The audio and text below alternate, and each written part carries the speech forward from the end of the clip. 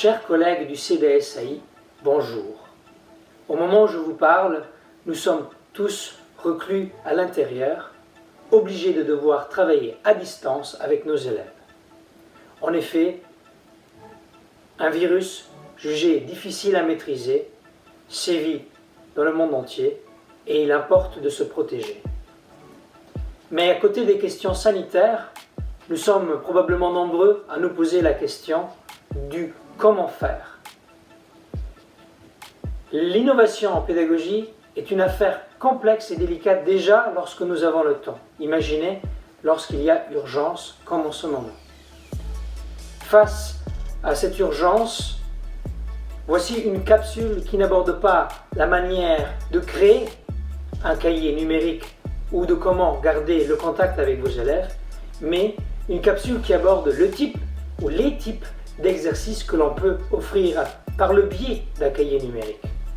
L'application utilisée est OneNote proposée par Microsoft, mais nous sommes convaincus que de nombreuses alternatives existent et qu'elles peuvent très bien faire l'affaire. J'espère que cette capsule pourra réveiller en vous la curiosité, mais surtout qu'elle pourra vous aider en cette période un peu plus complexe. On y va. Tout d'abord, j'aimerais bien vous rassurer tout de suite. Il est tout à fait possible de faire les exercices traditionnels en employant un cahier numérique. L'exercice qui vous est proposé ici est un exercice où il faut créer des phrases en employant les bonnes prépositions. À ma droite, vous pouvez voir la consigne. Celle-ci est déclinée. Il y a 3 consignes différentes selon le groupe à besoin dans lequel on se trouve.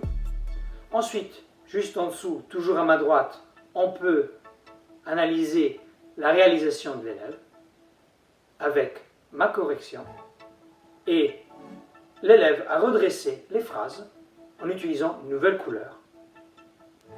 Cette correction se trouve à ma gauche. Le deuxième exemple est une dictée. Comment faire une dictée?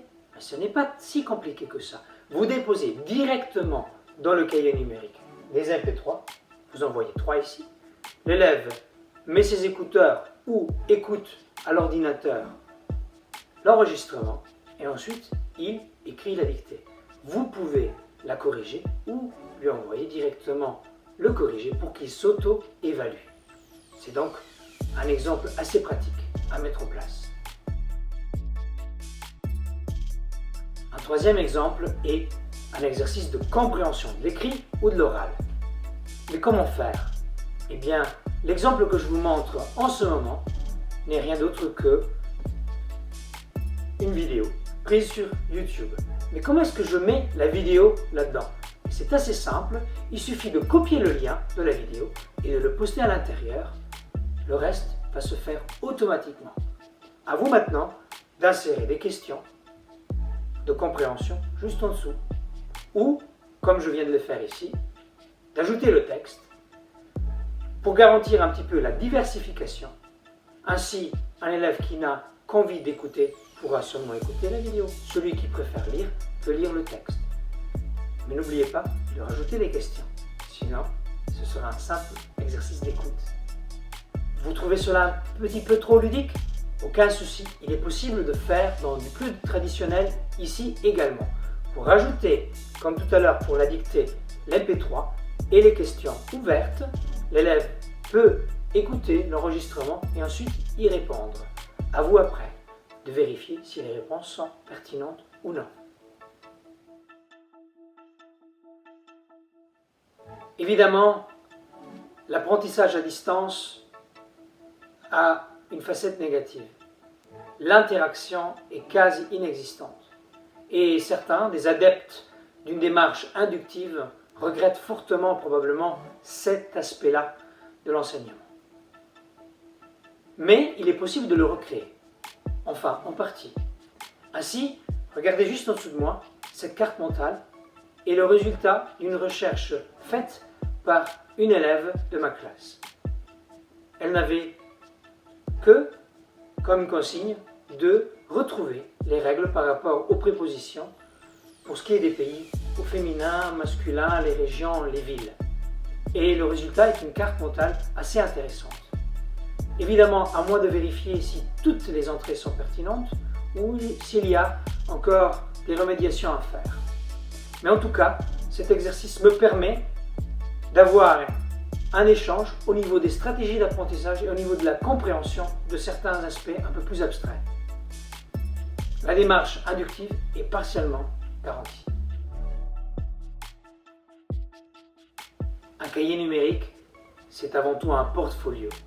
Il est tout à fait possible de documenter son apprentissage. Et pour cela, je demande souvent à mes élèves de prendre des éléments en photo et de téléverser ces photos dans leur cahier.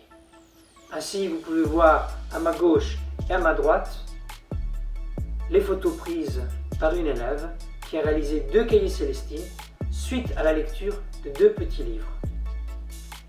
Il est tout à fait possible de réaliser la même chose en demandant aux élèves de créer une affiche ou simplement de prendre en photo un travail écrit à la main si les élèves préfèrent écrire à la main. Vous aimez utiliser également Microsoft Forms? Ça tombe à pic. Parce que si vous aimez utiliser Microsoft Forms pour faire des exercices de conjugaison, des questions fermées par rapport à un texte, du choix multiple ou la vérification par rapport à une règle, eh bien, sachez que vous pouvez directement copier le lien dans le cahier OneNote. L'ordinateur va se charger de créer le questionnaire directement à l'intérieur de la page en quelques secondes et vous n'aurez plus qu'à aller vérifier les résultats obtenus par vos élèves et de laisser un feedback formatif le cas échéant. Le dernier exercice dont je vais vous parler est un exercice assez intéressant. Pour cela, vous avez besoin d'une petite fonction incluse dans le cahier numérique. Tout en haut à droite, vous voyez un bouton. Ce bouton signifie enregistrement vocal. En le touchant, il vous est tout à fait possible de laisser un MP3 directement dans le cahier. Ici, mes élèves avaient simplement à enregistrer la lecture à voix haute d'une page d'un livre. Je leur laissais un feedback et ils pouvaient refaire l'enregistrement en suivant mes conseils. Vous me direz, mais à quoi ça sert pour d'autres situations? Eh bien, il est tout à fait possible ou imaginable de faire un exposé de cette manière, voire de simuler un dialogue, ou encore de laisser un feedback formatif. En effet, parfois, nous n'avons pas le temps de rédiger nos commentaires. Il est probablement beaucoup plus simple, pour chacun d'entre nous, de simplement enregistrer à voix vive un petit commentaire formatif pour que l'élève puisse réagir.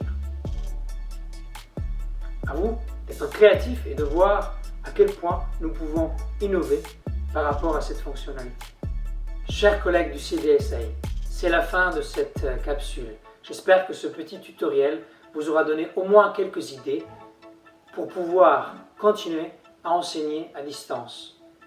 D'ici la prochaine capsule, je vous souhaite bonne chance et surtout, si vous avez des questions, n'hésitez pas à revenir vers nous par le biais de la fonction commentaire sur le réseau social sur lequel vous êtes en train de visionner cette capsule. Au revoir et à bientôt.